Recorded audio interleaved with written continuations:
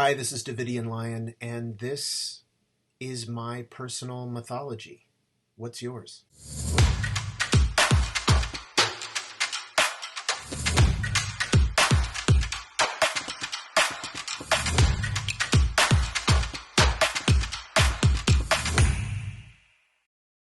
Following your aura strategy and honoring your inner authority alone will completely enhance your life. Even just knowing your aura type will alter your trajectory for the better. But getting a better glimpse and a firmer grasp of your particular talents and constraints is incredibly empowering. Each of us is dealt the hand we're dealt. There's a mastery in playing the hand you have, even when you think the odds are stacked against you and you're holding no face cards. We all have an important hand to play in life, and they can all be winning or losing hands depending on how you play them. Looking back on your life after learning your human design is incredibly healing and revealing. It's nothing short of consciousness expanding. If you're open to the concept that you don't know shit about you that isn't tainted by others you're sharing space with, just as you are tainting everyone else around you in very particular ways per the specifics in your chart. This is a level of self-knowledge that is wholly accessible to you. In a sprawling metropolis filled with other people's best advice is knowing your personal mythology. It's incredibly empowering. Let me give you a for instance. Let's say you were raised in the desert. Not just raised in the desert, but a remote desert like the Sahara, perhaps. Let's say it was hundreds of years ago, before we became a global village, and completely shut off from even a hint of a different environment possibility. All you know is desert, and all of the people you know, the same. Desert. Another environment doesn't even enter into your consciousness because there's no context to even introduce it as a concept to consider. Like, for instance, if you're typical, you don't consider alternatives. What are the alternatives for gravity? Some things you just accept as a given, like the chair you're about to sit in is going to support you. How much time do you spend checking a chair to see if it's going to support your weight before you try to sit in it? We just take these little mental shortcuts. You just accept it as a given and then go about your business, occupied by bigger distractions. Okay, back to the desert again. So all you and everyone you know is desert. But it just so happens, though, that you have a superpower that involves climbing snow-covered mountain terrain. Like it's second nature. Steady-footed, consistently, unfailingly. You're made for this stuff.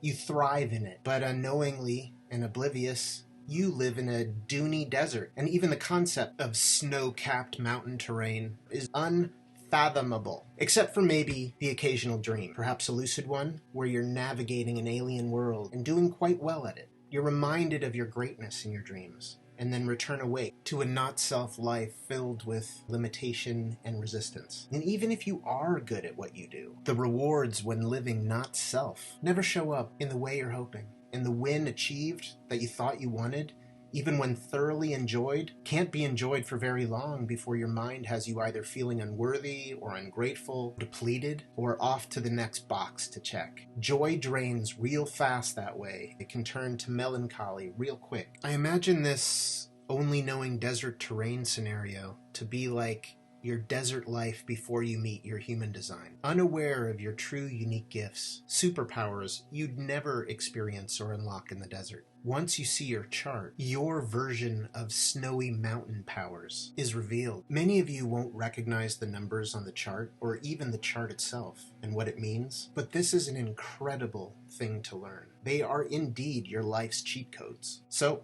without further ado, this is me, or at least few minutes of a glimpse, of my personal mythology. I do my service standing and staying in my power, from inside your auric barrier, feeling your feelings like my own and tasting your thoughts which enter and amplify inside my totally open head. Your amplified thoughts then get fed through my 4323 freaky mind, where it's restructured into a mutated and novel offshoot of your source material, and spoken as a mutative explanation, empowering new understanding and provoking the reorientation of your spirit towards new mutative direction. Now, what I just described are my superpowers, but Now let's talk about my kryptonite, and ironically some of it is simply the misuse of my superpowers. With my undefined ego, I struggle with self-esteem, imposter syndrome, and control issues. I don't like it when other people drive me around. I prefer to have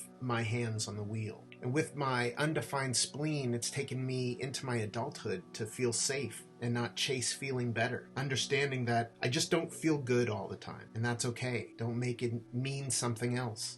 Due to my impressionable years spent experiencing occasional bouts of existential survival fear, I have struggled with holding on to things for too long that I think may serve me later, which I recognize has potential to migrate into hoarding. As a pure emotional generator with mostly adrenalized and unconscious emotions, I don't know what I'm feeling until I feel it, and sometimes that's at the same time I'm expressing it.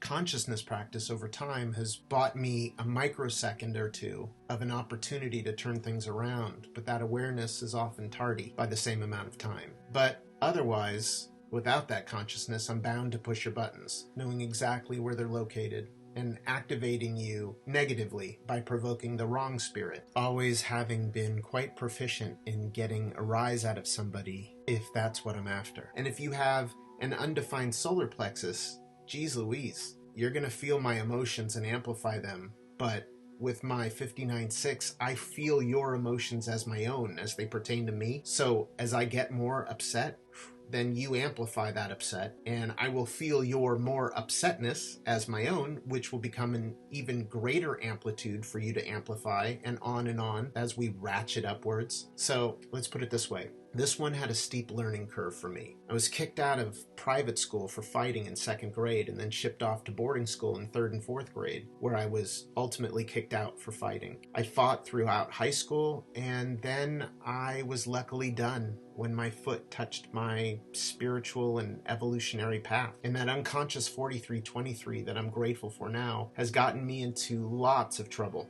and kept me misunderstood, with the lonely feeling like no one gets me. And I'm just telling you, what started out as shadow, these abilities you can't control that feel like gusts of wind that blow you off course, can become understood and embraced and articulated differently. Even the X-Men needed a danger room to practice their powers, and so do we. So, as you look at your chart and remember your life in the days of yore, see how tweaking your perception of how the expression of your powers in the past were simply incorrectly wielded due to your own ignorance of how they were designed to be employed. Forgive your not-self past, but don't repeat it. Human design allows you an opportunity like no other to really get you. Take that opportunity to sit with your chart and go over your past.